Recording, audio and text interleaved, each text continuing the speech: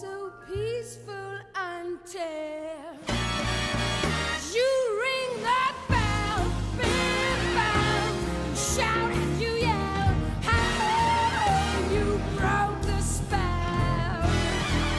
To this is swell, you almost have a fit. The sky is scorched and I got hit. There's no mistake. This is it.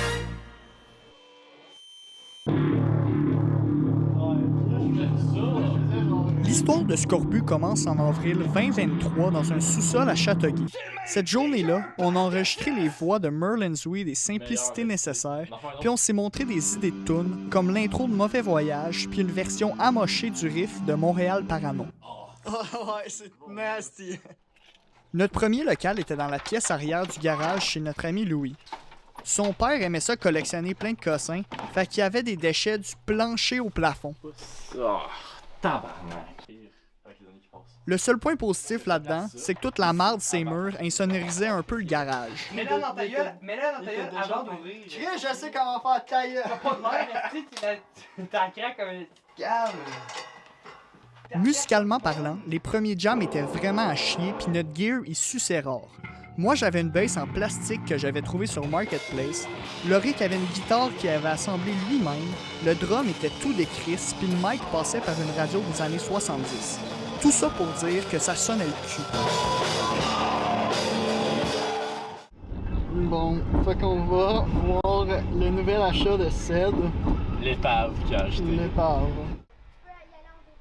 Dans l'été 2023, si on faisait pas de la musique, on niaisait Ced pis son projet saisonnier de s'acheter une vieille vanne scrap pis de la retaper. En allant la chercher chez le vendeur, les gars ont dû appeler un towing pour la ramener chez Ced parce que le moteur avait lâché après 10 kilos du chemin du retour. Le projet est pas allé bien plus loin que ça. Man.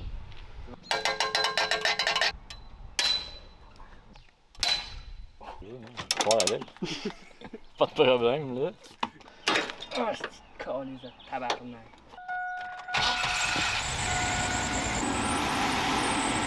Derrière, c'est encore de la fumée? Ça coule aussi, là. Hey man de l'autre fois! Hey, Nat, t'as pas rangé? Oh no! What the fuck? Vers la fin de l'été, en plus de nos deux démos, on avait fini Mauvais Voyage et Montréal Parano. C'était pas encore bon, mais au moins ça commençait à ressembler à quelque chose. On commençait à être prêt à présenter notre matériel, fait qu'en début septembre, on a décidé d'organiser un show DIY. Un set de 25 minutes direct dans le cours des parents à Louis. Le bat de Merlin, tabarnak.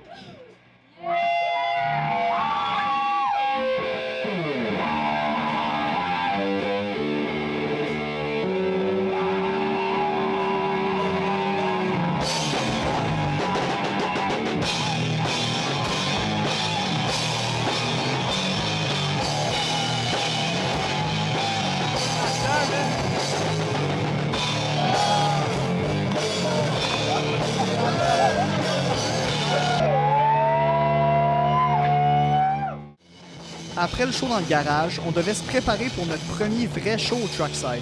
On a décidé de créer Sonus Inferno en guise d'intro pour nos sets. Le rock prenait forme malgré la chaleur suffocante du local. Parce que tu mets 4 bombes dans un demi-garage en plein été, puis il va faire 35 en dedans.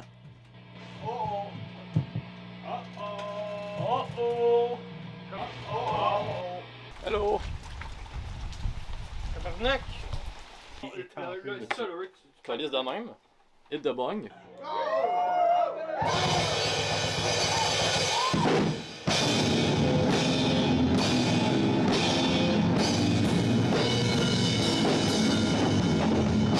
On n'avait pas encore trouvé de concept pour le band, mais quand on a vu que le monde chiait dans leur short pendant nos sets, on a compris qu'on venait de quelque chose de quand même winner.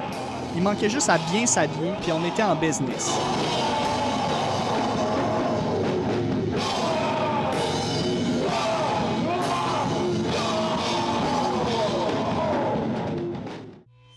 En hiver, hostie qui faisait frette au studio, parce que ça reste un garage. On avait une chaufferette qui était aussi un speaker Bluetooth, fait que ça chauffait pas pour 2 scènes, mais malgré qu'il faisait autant frette que dehors, on a quand même été capable de créer 3 tunes en commençant par Fléau. C'est la fois la plus nasty qu'on a jamais fait. Insane. C'était incroyable.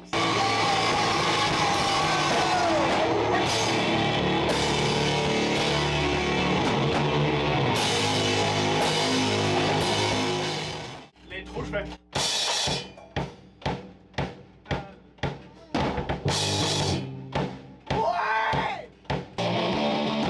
Ensuite, on a créé Ruelle, qui s'appelait avant Réanimateur à cause du film qui a inspiré les paroles, le film Réanimateur.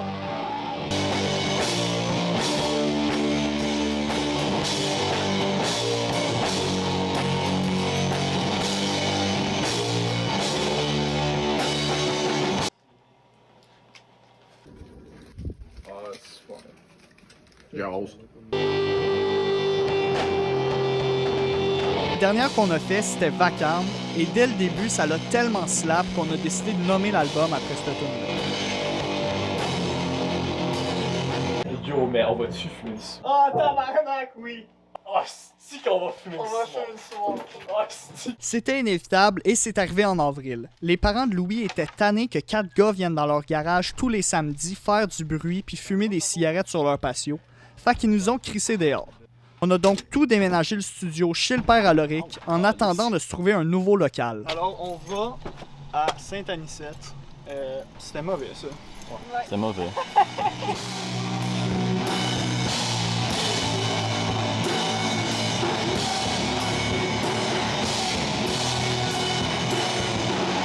Le temps qu'on a passé à Saint-Anicette a vraiment fait du bien. On avait pour la première fois un endroit climatisé, sans moisissure, puis qu'on pouvait rester à journée longue. Ça a vraiment permis de finaliser les dernières tunes de l'album. Finalement, Mathieu a été capable de trouver un local pas trop cher à Montréal, quelque chose qu'on pensait impossible. On a donc commencé à se préparer pour nos prochains shows avec la nouvelle formation et tighter le matériel pour l'enregistrement qui arrivait à grands pas.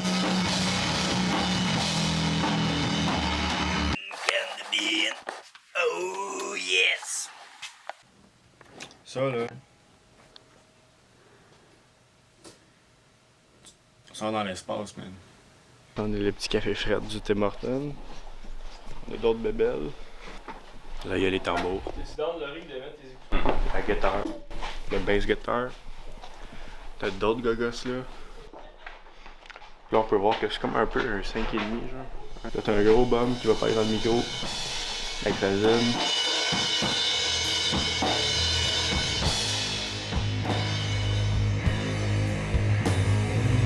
Vers la fin du printemps 2024, on a commencé à enregistrer notre album dans un studio à Drummondville. C'était beaucoup de routes, beaucoup de charriage de gear, de la mauvaise poutine, puis des journées épuisantes, mais Lucas et Vincent ont fait une crise de bon job dans le booth. Fait qu'on a été capable d'enregistrer les 7 tracks de l'album en 5 séances, réparties sur quelques mois, pour finalement commencer à mixer en début 2025.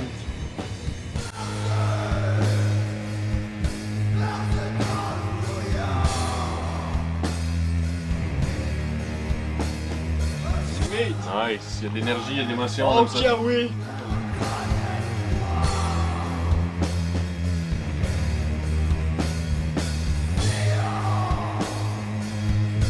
J'ai commencé à filmer cette gang-là avant même la création du band, et ça s'est terminé quelques années plus tard avec des centaines d'heures de vidéos à trier. C'est un projet qui a grandi avec nous et qui s'est réalisé à coups de bière puis de sueur, une gang de bombes banlieusards qui suivent une passion commune. C'est l'exode du riff, câlisse.